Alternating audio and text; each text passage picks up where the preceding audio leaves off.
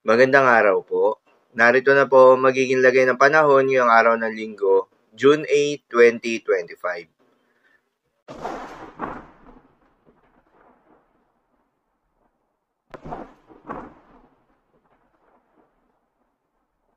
Sa kasalukuyan na tayo sa pag-asa, patuloy na nakakaapekto itong southwest monsoon o hangin habagat sa may western section ng ating bansa.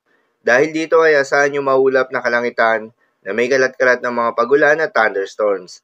Habang yung binabantayan na low pressure area sa loob ng Philippine Area of Responsibility ay nakakaapekto pa rin sa may eastern side naman ng ating bansa.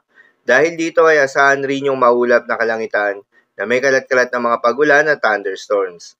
Ang nasabing low pressure area nga ay huling namataan sa layong 200 kilometers east-northeast ng Virac, Catanduanes or 325 kilometers east ng Dait, Camarines Norte.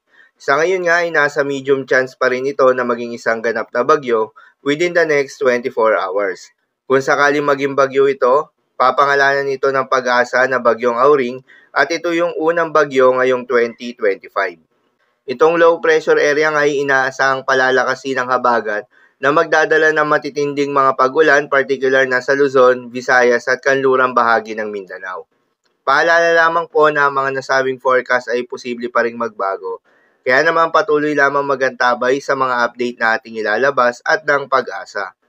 Para naman sa magiging lagay ng panahon ngayong araw ng Linggo, dahil nga sa epekto nitong low pressure area, asahan sa Bicol Region, Central Visayas, Eastern Visayas, Aurora at Quezon ang maulap na kalangitan na may kalat-kalat ng mga pagulan at thunderstorms. Posible ang mga pagbaha o pagguho ng lupa dahil sa katamtaman hanggang sa malalakas na mga pagulan.